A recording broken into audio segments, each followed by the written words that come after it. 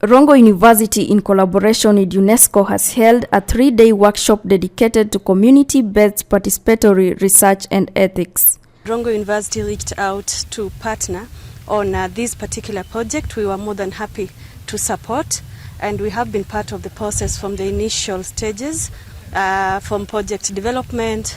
Now that it's being implemented, we are glad that we are part of it, and we are happy that our partners from Canada very graciously agreed to fund and collaborate in this activity. The workshop saw a diverse group of attendees, ensuring a rich exchange in ideas and experiences. Participants in the workshop sort of represented a broad spectrum of the community. We have farmer organizations, we have community media representatives, we have students whom we consider a very critical part of our community and society, as well as the county government of Migori. The event, which centered around the Food Learning and Growing project, aimed to bridge the gap between academia and the community by addressing the disconnect in knowledge sharing and communication for sustainable food farming. Migori County is receiving a lot of food imports from counties like Kisii. And so as students who are people who will be engaged in the project, our mandate will be to find out where Migori County stands in terms of food security and how food system can be managed in Migori County.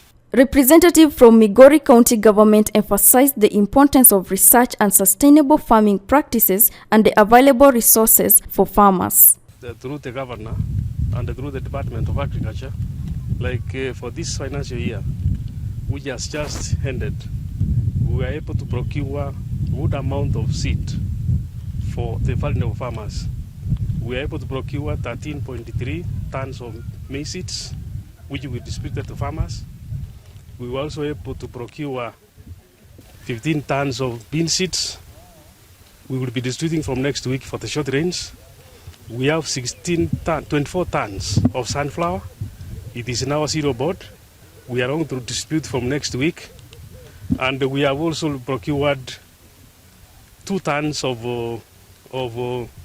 millet. 2 tons of millet. It was delivered yesterday with 14 tons of sorghum. Farmers were also trained in both indigenous and modern technological farming methods. We were lacking knowledge, but since we got incorporated in Rongo University under the county government, we got enough education, and now that we have people with skills to manage the cages. Throughout the workshop, participants engaged in a lively discussion about the most effective research methodologies. A key highlight was the exploration of podcast as a powerful tool for bridging the knowledge gap and enhancing information dissemination. We are talking about the effectiveness of radio podcasts. Here is whereby we're having these conversations but through radio. The first thing is about accessibility and reach. And the radio and podcast can reach a broader audience compared to other media outlets, such as TV. The use of podcast was lauded as an innovative way to reach a broader audience, especially in rural areas of Migori. Well, over the years, we have trained a number of community media on content development, and I think quite a number of journalists from Migori, Homa Bay, and even beyond have benefited from our training. We believe that there is more information on their radio stations, on different media stations, community media stations, on both development issues as well as agriculture and farming issues.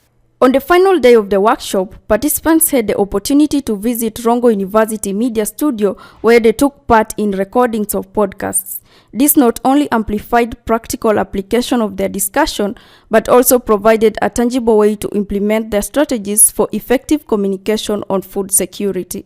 A lot of technologies have been developed, but there's a big gap between the development and creation of this knowledge and innovations and the users of this knowledge and even the innovations. And so you find as much as new knowledge is created, which is important, new innovation that can be able to improve practices, they are never utilized.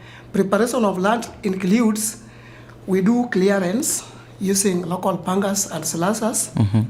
And from that, we go to first plowing first plowing, you till the land. You use animals when tilling the land, but these days people are becoming modern enough. We use tractors. Our local communities, or whichever community, has its own adaptive strategy, which is not generic. And if it is used, again, climate change, we know it is there, but then the strategy that they've learned over time, they still use it to ensure that the production is optimal. By bringing together researchers, farmers, students, and media professionals, the workshop highlighted the importance of collaborative efforts in addressing agricultural challenges. Reporting for Rongo University Media, my name is Lisa Ajiambo.